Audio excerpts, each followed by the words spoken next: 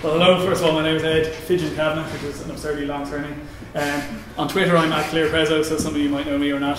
I've actually worked with a good few of you here, so I've had to remove some of the greatest hits. So I can't be giving out the goals to the competition. So this is a modified greatest hits. So yeah, I work with people like TrustEv when they're presenting and stuff like TechCrunch. Last year I worked with the guy from Evercamp who just ran off, and another guy who presented at TechCrunch. So, you know, one last year, two this year, maybe 3 or 4 next year. So I like this quote by Tom Peters, which is that packaging counts a lot in a crowded world. And as Andrew said, you know, everybody's pitching to investors, everybody's got a startup. In a way, you're kind of like a product on a supermarket, and your job is to stand out from the crowd.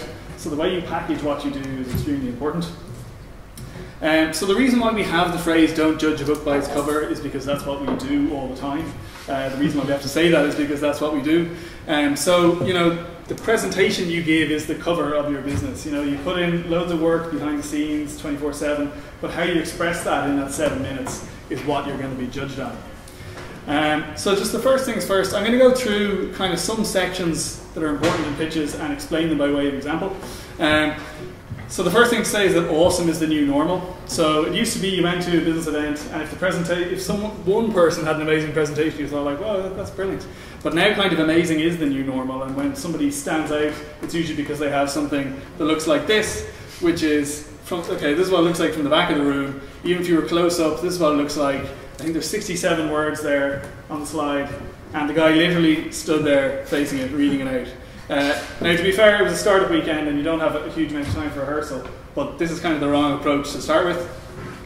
And what happens is, especially in events and stuff like that, if you start being boring, the phones come out, you know, we got people here tweeting, checking out other stuff, people over here on the internet checking out other stuff. So, you know, there's a much more interesting thing in someone's pocket than your, you know, 67 words on a slide presentation. So the first point is to say that slide count is totally irrelevant. Well, that's my opinion on it. Enterprise Ireland seems to think differently. Their CSF presentation is 4 slides, but I've got ways to cheat. So I backed that up with a quote from Father Ted, where he asked Dougal, would you like your pizza cut into 6 or 8 slices? And he says, oh, just 6, I don't think I can eat 8. So the pie remains the same size. You know, cut it whichever way you like. If you have 7 minutes, you have 7 minutes. Whether it's 3 slides or 30 slides, it really doesn't matter. I think at the moment we're on about slide 30, so like, you know, if it's done right, people won't notice or they won't care. I think Andrew, you said this before, that this is the one sentence that ruins it. So investors say send me your slides, but what they actually mean is just send me something about what you do. They don't mean send me the presentation you're going to stick up on the screen. So you have to kind of treat the 2 different types of documents separately. So the document that you'd send on to someone to read in their own time can be a much denser document, but then the one you present live should be optimized for that. So it's like the book, The Life of Pi, and the movie, The Life of Pi. So same story, but 2 very different delivery mechanisms. So you can sit there and read the book, and that's grand, but you couldn't just kind of flick through like printouts of the screen and vice versa. It just wouldn't work. So the first slide that we're going to look at is the opening slide. So there's kind of like a formula that I think works quite well for this. So first of all, you start off with a nice kind of relevant image. So here we've got in the background a nice salon. They've come up with a brilliant one-liner, which is open table for salons. So if you understand what open table do, then you suddenly understand what they do, but for salons. And I think if you don't understand what open table do, you're not the investor they're looking for. And again, for events, especially when people are live tweeting, it's great to have your Twitter handle at the very least down at the bottom, so people can say, you know, up next or what's that on. It's just a way for people to follow you and keep tabs on you. And here, you know, they've developed this lovely interface, so they show it off by sticking it right up at the front, so just to show that it is this service that looks nice and polished and lovely. So this is the TrustEv opening slide, so similar setup. We've got a nice image, we've got a card, we've got a no-nonsense one-liner, so real-time online identity verification. It's not a sexy one-liner, but right from the beginning it says what they do and you know what to expect going forward. And again, we've got the Twitter details down here.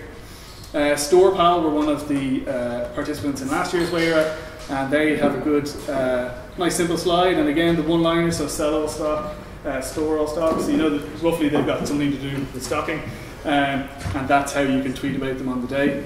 Now what happens usually is people decide, okay, well, you know, I'm at Wayra, so I better put the Wayra logo up there, and Enterprise Ireland, you know, they've given me some money, so I'll put them up there. And, you know, this is the date and where I am for some reason. And, you know, this is my name. And I presented it here. So what we end up with is a very cluttered piece of work that doesn't really emphasize any one point. So I just, when in doubt, keep it nice and simple, like this. So the next point is to storify the problem. Now, I'm not sure storify is a word, but it sounds good. So, you know, stories are much easier to understand and remember.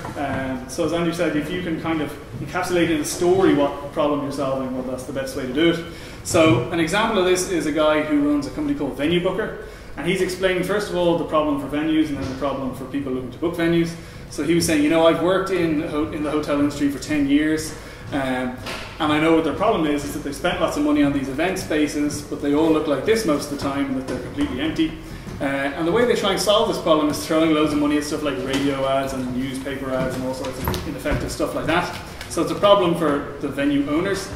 And if I'm looking to book a venue, there's no easy way to compare apples with apples. So even once I do that, I'm going to be going back and forth on the phone with a receptionist over these kind of annoying things. So through a story, a simple story, we've said, you know, for venue owners it's a problem, for people looking to book a venue is a problem. So we come to the rescue, and we are hospitality evolution of our venue booker.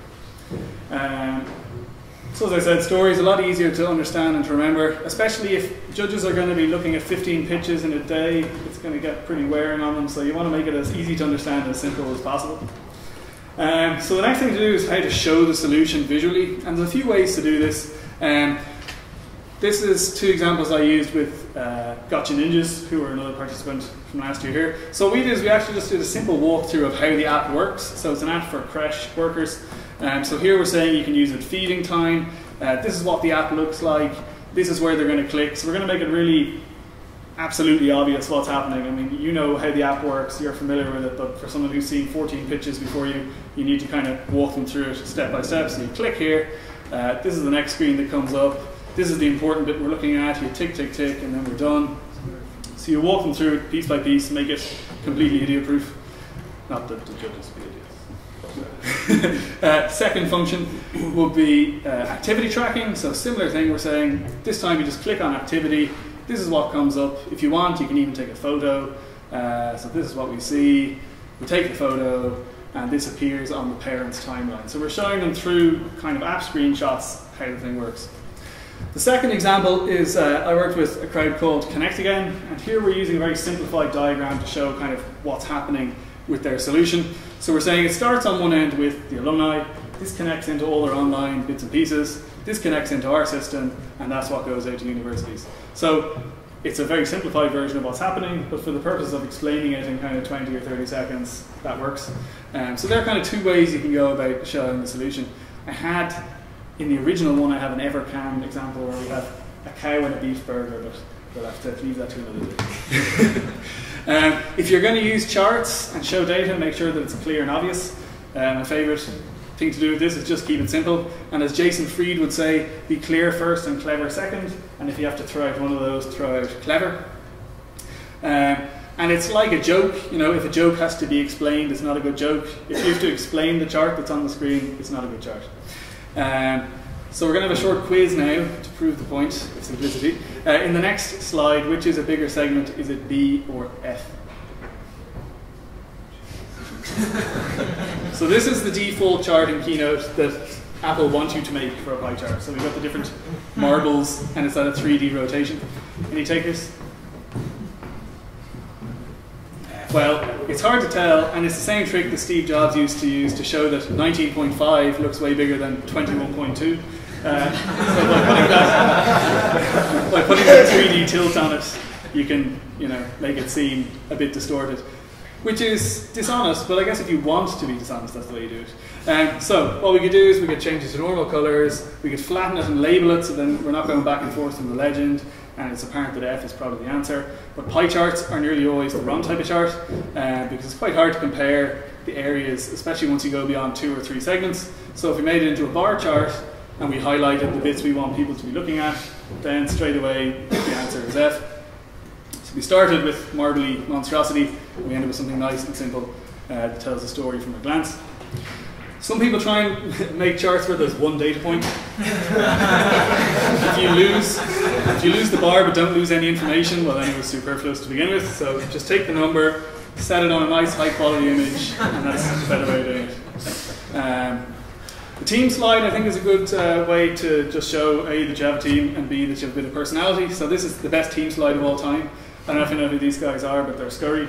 And what we did then was, first of all, amazing setting, and then we split it out by function. So we're saying that these two guys are on the business side and they work for these great companies. Half the team work on dev and testing, and then we've got 2 full-time people who make sure our customers are happy.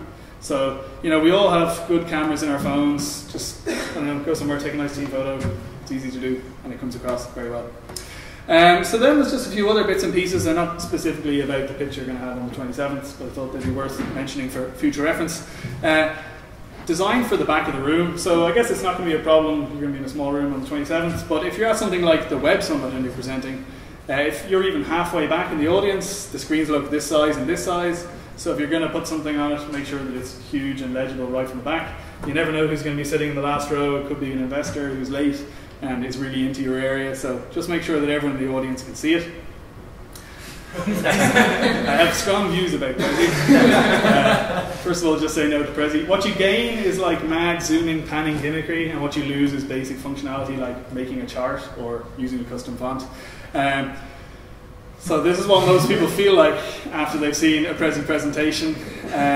This is what the actual marketing director of Prezi made in Prezi. So most of them end up like this anyway. You're just madly zooming 2 bullet points, and that's not an improved way of presenting. So I actually tweeted that, and somebody came back to me and said, a good point here, the typical Prezi combines the fun of PowerPoint with the joy of being seasick mid-ocean. Apt description of Prezi, so don't do it. If you want to do the zooming and panning thing, Keynote does it extremely well, PowerPoint does it okay. So if you want to say like, oh look, there's a little chap down here, and oh wait, all the way at the top you've got this other guy, you can do the zooming and panning thing. So don't abandon Keynote or PowerPoint for Prezi just for that. You can do it in that software anyway. Isn't that wonderful? The other point I'd make is to just rehearse the hell out of your 7-minute piece. Until you're blue in the face it's going through, you haven't done it enough. As Michelangelo put it, if people only knew how hard I worked to gain my mastery, it wouldn't seem too wonderful at all.